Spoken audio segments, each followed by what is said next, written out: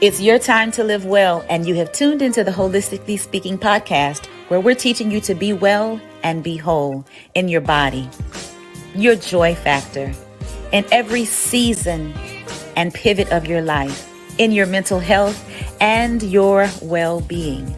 Are you ready for this episode? Excellent. Tune in. You won't be disappointed. Hello, everybody in the Holistically Well land. It is your well woman practitioner, LaShanna Moore of Holistically Well, and this is another episode of Holistically Speaking. Thank you for joining me. If you are watching on the Well Life TV, you can see the disclaimer that is listed there. Of course, that is something that I like to share per episode so that you understand the thoughts and opinions and advice and beliefs that are shared during these episodes. I have my water that is accompanying me today. Usually when I come on Well Life TV, I've got some kind of drink that I've either fixed or just good old-fashioned water. I've got a little bit of lemon juice in this water, but be it known that lemon doesn't make the water any more miraculous. I repeat, lemon in the water doesn't make it any more miraculous. It's just a flavor thing. It doesn't alkalize the water anymore. It doesn't burn fat or anything like that. It literally is just what I enjoy when I want to put a little in my water. So anyway, we're going to be talking about something very, very important. I've made some notes for you. So those of you who are listening on the audio, make sure that you have an opportunity to check out the Well Life TV, this particular episode. We're going to be talking about the mind, particularly the brain, Peri, menopause, and more. Some very important information that I want to share with you. And also, I just kind of turned us around in the office today. I wanted a different look. I actually wanted to face the window because it's been raining today. And for me, that's very calming and relaxing. I love when it rains. So I kind of turned us around. I also have my trusty, sexy assistants. I mean, who can do an academic episode without sexy glasses? And so we're going to jump into this episode talking about the brain and all of the pauses, peri, menopause. And at first I was going to just specifically talk about menopause, but as I dove more into this research and this study, I recognized that there are exceptions to the rule. And I want to make sure that I am including women who are in the perimenopause phase and those of you who are in premenopause. And if you're not sure the difference between those three, check out the podcast episode that I did, Understanding Those Three Stages of Life. And in the stage of life that I'm in, I find myself by design, however, strategically pivoting or adjusting or realigning my concentration, my focus into hormonal health, because the hormones cover so many things and it is such a major part, along with the brain. It is a major part of our body's function. I have a few notes to give, or I have a recognition actually to give, and that's what I'm pulling up now before we go further into this talk. So I want to give, hold on, y'all.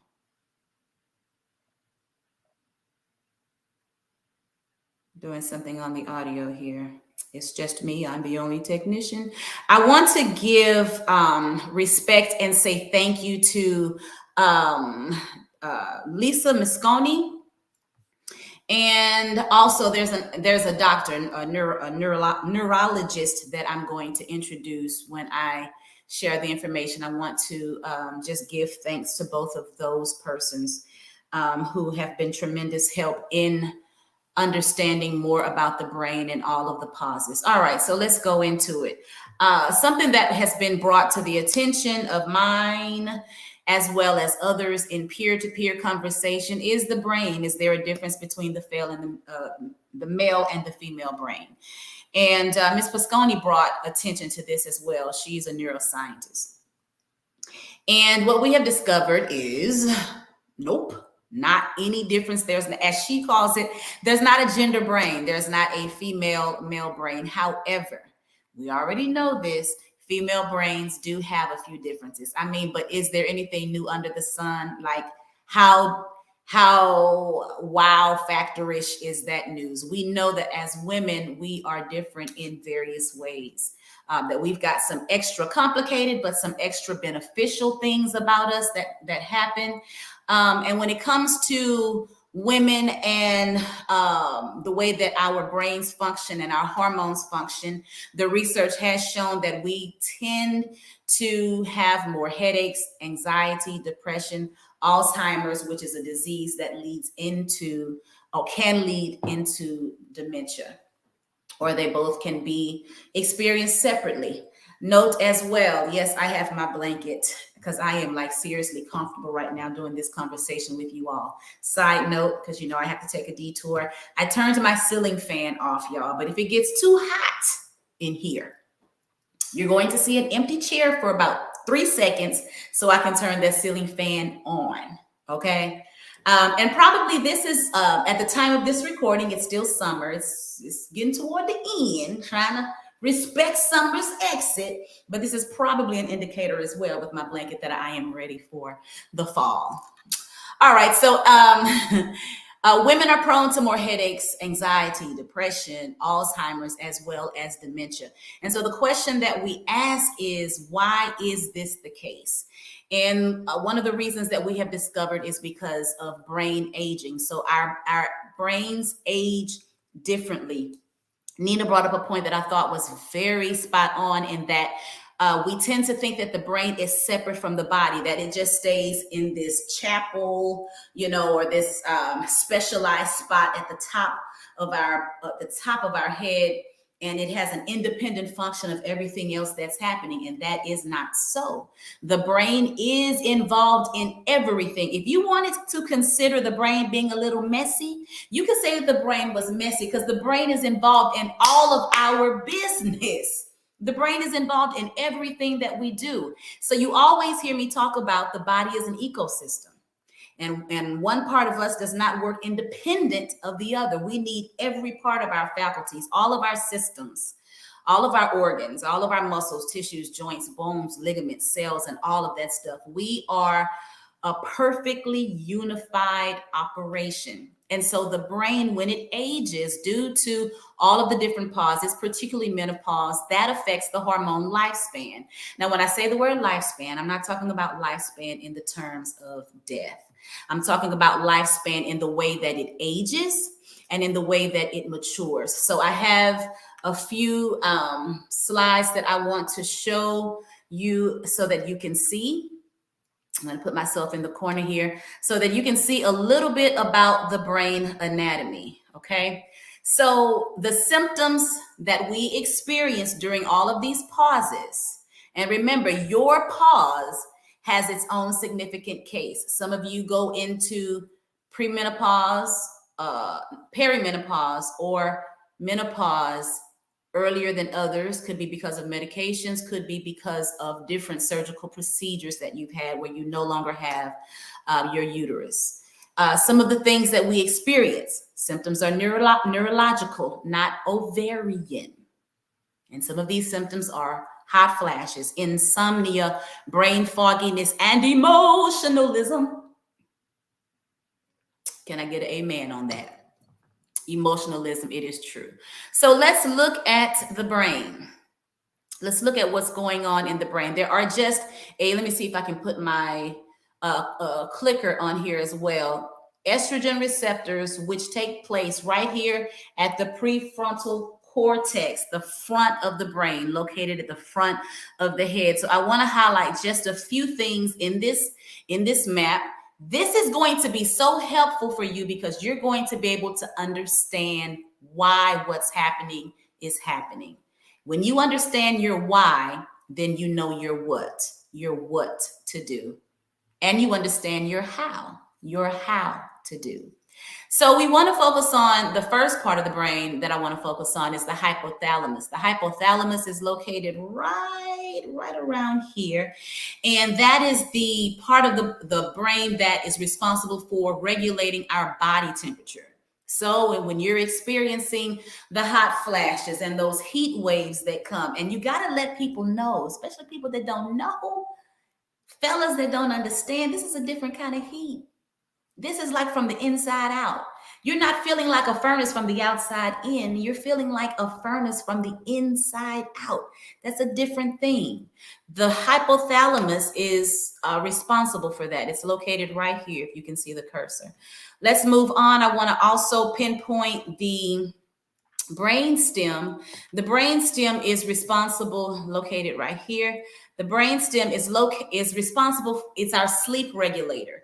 So when you're suffering from insomnia, when you cannot stay asleep, and remember again, the brain is directly related to everything that's happening in the body, or directly related to all of the hormonal changes and all of the symptoms that are being felt as a result of that. All right, y'all, it's getting hot. I'm getting ready to go turn on my ceiling fan, but it's right here. And bam, I'm back. So when you have issues with sleep, when you can't stay asleep, when you have a hard time going to sleep, when you're not getting quality sleep, there's something going on at the brain stem, at the stem of the brain. That's your sleep regulator, okay? The next one that I want to point out is the amygdala. The amygdala. And what's important about this function is that she, I call her a she, is that she is responsible for our moods as well as our brain clarity. So when you are feeling moody and there are times that you can't explain why you're feeling moody, sometimes it is sporadic, it is just comes out of the whim. It could be because of the amygdala is feeling the changes and the shifts in the hormones. Forgetfulness, when you're going through any of the pauses, forgetfulness, brain fogginess, a fight to have clarity in the brain is very common. And take a deep breath. Inhale, exhale, because you're not cuckoo for Cocoa Puffs. It's not just because you are a dramatic woman. It's not just because you fly off the handle. It's not because you are impulsive. These are things that research is showing us and putting us at ease to let us know that there is more happening than just an emotional outburst and being emotional or dramatic as we are often pinned. I want to now show you some images of two brains, a brain that is in perimenopause and a brain that is in postmenopause. Now, keep in mind that this can be anywhere between the ages of, and this is a generality, late 30s through the early to mid 50s. Perimenopause is going to be, in the experience that I have, more in the late 30s to the 40s. Menopause, late 40s, early 50s. And then there's a period where we have postmenopause. But what typically happens in the brain, again, because of the hormonal shifts, is that the brain, if you see those images, that there is a brighter reflection and a brighter hue in the in the perimenopause brain versus the postmenopause brain. And I actually tried to lighten this image so that you can see. So I hope by lightening, I didn't actually make it worse, but you can see the areas, the blue areas in the postmenopause brain where it's a little larger. You can also see in the orange shaded area in the postmenopause brain that there is more space taken. And so typically what we originally want is more of the green. And the thermographic image and colors have a meaning. So whereas we want more green representation in the brain, it does seem to decline a little bit, as you can see in that postmenopause brain, and maybe even a little bit in the menopause brain as well. All right, this is something that I really want to bring. Well, before I say that, I want to let me share this. Another deep breath, which is don't panic. This is happening right here.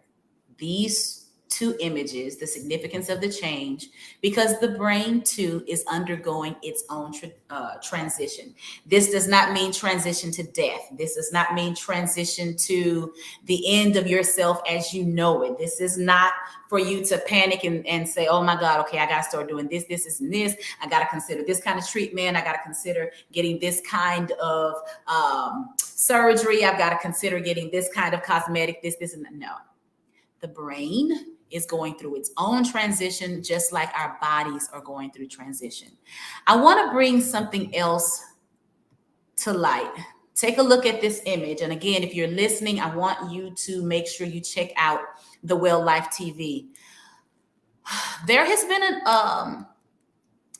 been a report, research, more now than it once was. And I am so very thankful about this. I came across this a few months back about suicidal tendencies and thoughts in older women now. So check this out. And this is by Dr. Pryor. This is who I wanted to credit as well. Physical symptoms exacerbated by hormonal shifts that affect, this is why, serotonin production in the brain can bring on depression and suicidal thoughts. That's Dr. Botnick.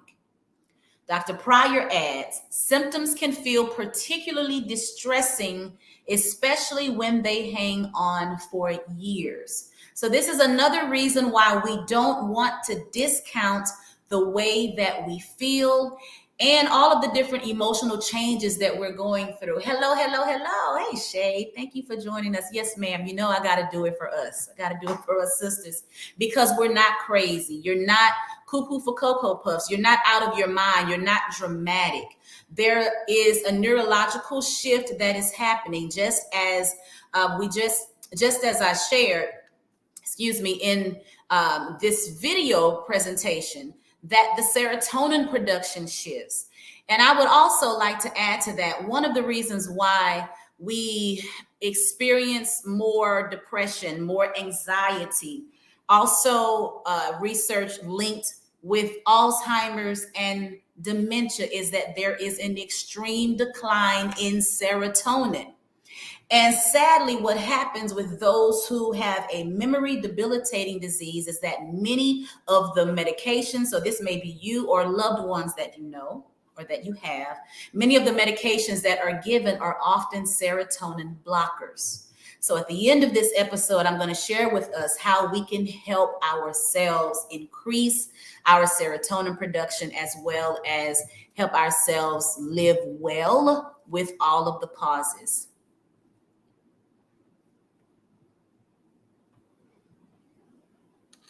All right, so the goal, here is the goal. The goal is to live happy. The goal is to age well and to live well and to be well in these bodies in every phase and season of life, which is why information like this is very important. All right. And so with that being said, I want to talk about caring for ourselves. How can we best care for ourselves? Well, you already know, I believe nutrition is the first line of defense. Why? Because nutrition is something, for the most part, I'm not talking about food deserts here. For the most part, you have access. You have access to it. So how do we care for ourselves? Nutrition, exercise, getting emotional support, whether that's your circle, whether it's your therapist, whether it's a mentor, whether it's a confidant, engaging in more hobbies. Why do we need those? Because they give us serotonin, they give us adrenaline, they give us drops of dopamine. We need that. We don't have to resort to recreational drugs. We don't have to resort to getting lost in alcohol. We don't have to resort to getting lost in smoking or drugs or any other kind of self-sabotaging behavior. In excess is my theme. If you're going to these things as a coping mechanism, then it is time to assess and discover your why. Why am I? Because if we're going to live well, y'all, if we're going to age well, if we're going to have a healthy mind, body, soul, and spirit, and yes, I'm on a soapbox just for a minute, just for a minute. We've got to do these things for the long haul. Think of your hormones, think of your kidneys, think of your liver. All right, so let's get back to it. Nutrition.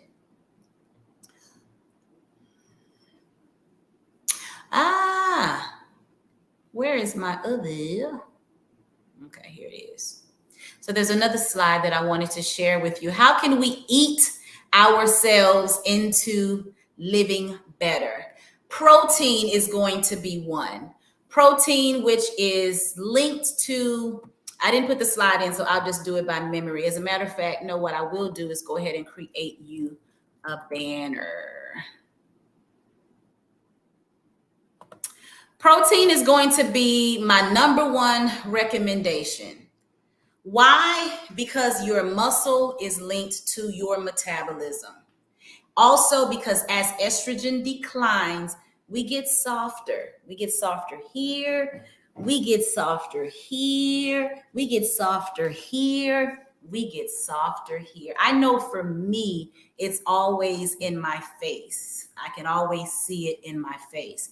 And so because we lose some estrogen, it makes it harder to gain muscle and to hold on to muscle. So amping up your protein, whether you are animal-based or whether you are plant-based, you want to amp up your protein, because the more protein, quality protein that you eat, you're going to be able to build muscle synthesis for your muscles. Also, protein signals, remember this is a brain connection, signals to your brain that it can boost up your metabolic health and your metabolic function. Y'all, hold on, y'all, because I had, you know how you be preparing stuff. I had something I wanted to show you. Let me see if I can pull it up real quick on my computer.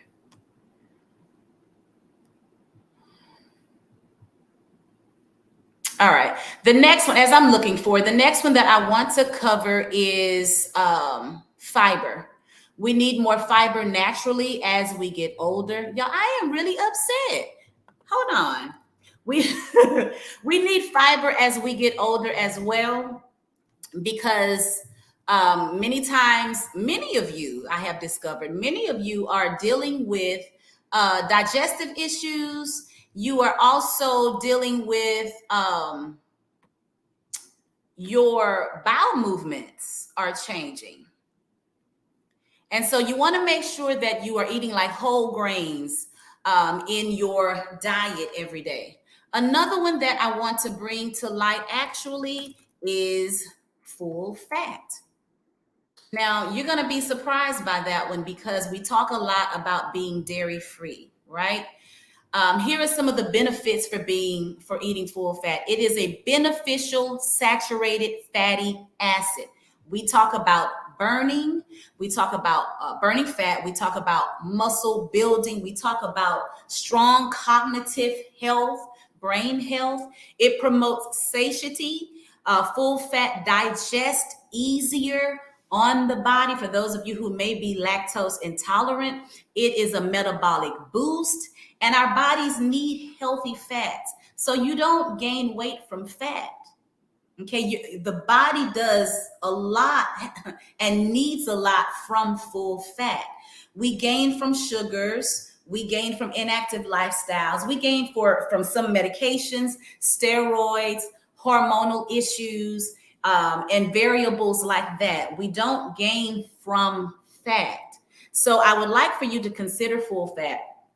The one full fat that I do promote, and I have started on, is full fat yogurt, just plain full fat yogurt. And with healthy fats, this is going to be the next one that I pull up for you. Healthy fats in, where'd it go? Healthy fats in the form of avocado, walnuts, sesame seeds, pumpkin seeds, flax seeds. Berries are great because they're full of vitamins and minerals and antioxidants. but I'm moving ahead. I'm on healthy fats. Adding those healthy fats in your diet, in your yogurts, in your drinks, on your salads, or as toppings, or in your food, or getting a handful of them. If you snack, I say if you snack because I did have an episode on snacking. If you are a snacker, that is going to be a very beneficial, healthy fat for you to snack on. And then I want to talk about, well, how else? Berries. Berries, as I mentioned, are low on the glycemic index, which means they're not going to be full of sugar.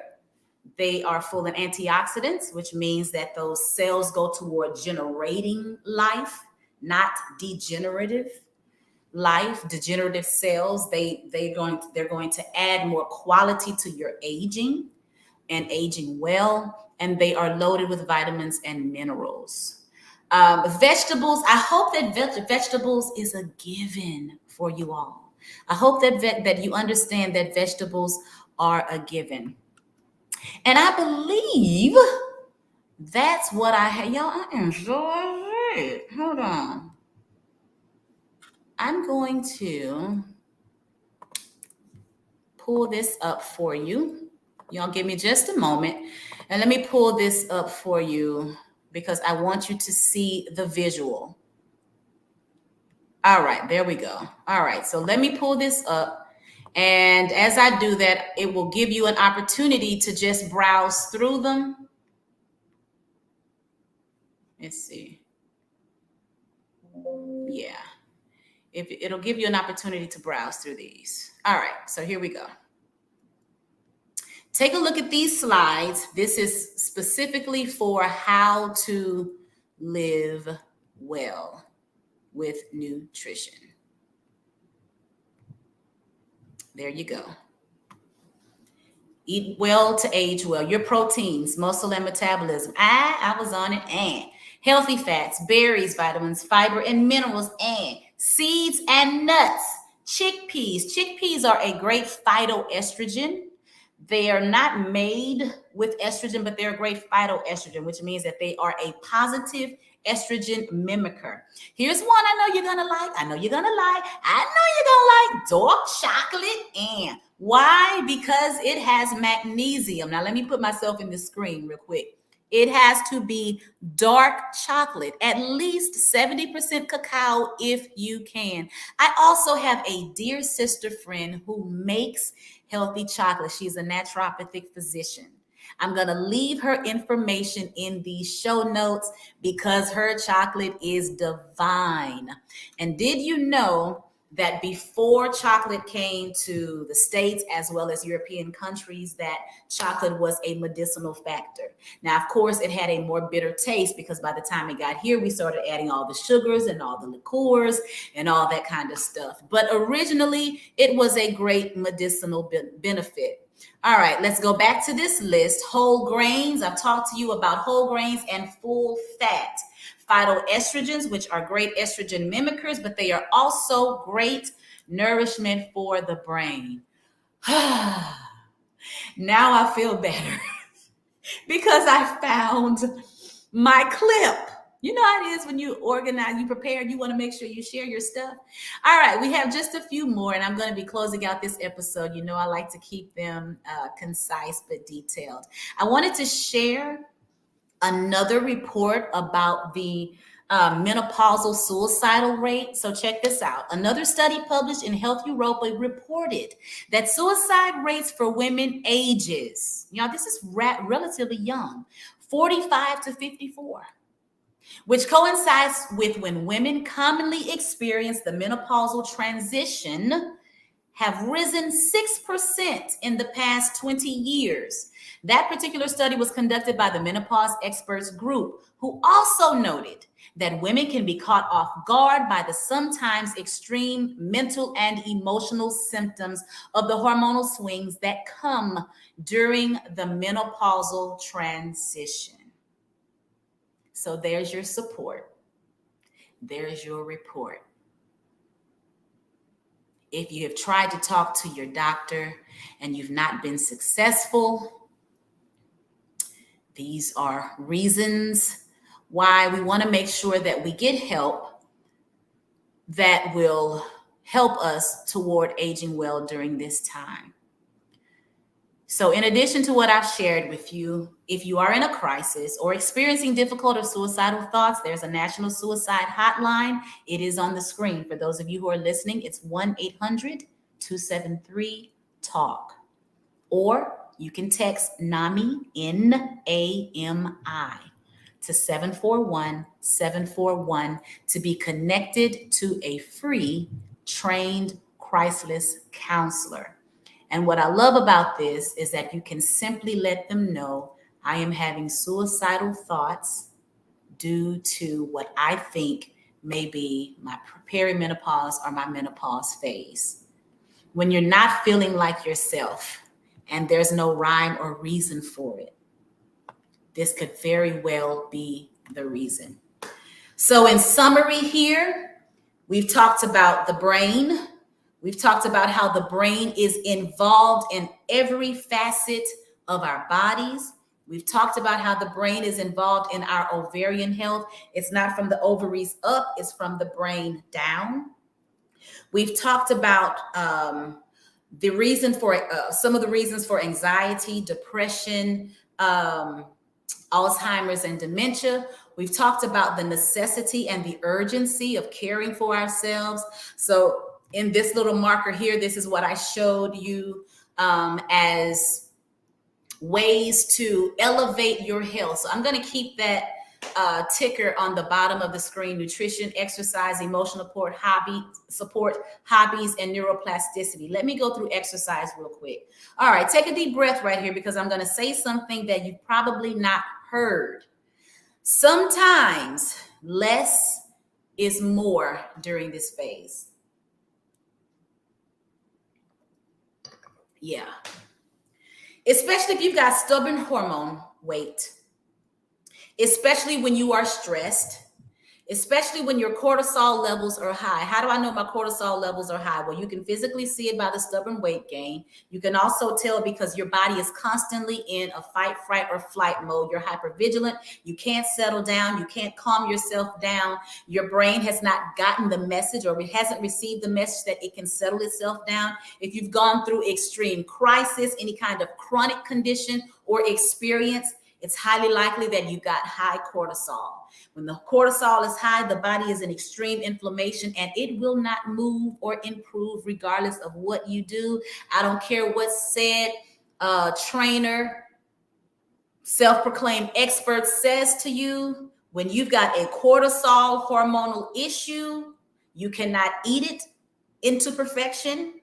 You cannot work it out into perfection. This is a season where you will have to give yourself grace to understand that less is more.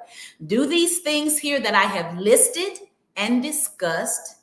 And one way to boost the metabolic system is to do a spurt of exercise and then pull back. Your body doesn't need an overload. That's going to exacerbate the cortisol that you already have. So repeat after me. I accept that in this season, less may be more for me. In this season of my life, and I am finally seeing the results that I want because I have had stubborn weight gain. In this season, my workouts do not extend over 30 minutes. Some days they are 20 minutes. I don't work out hard every day. I do weights 3 times a week, and the other days are restorative movement for me, along with all of the things that you see here. Now, if you want more detail, if you want more distinction, if you want more specificity, well then, that's a consultation of which you know I am available for you to connect with me, and connect with me while you can, because my consultation season will be coming to a close very soon. All right.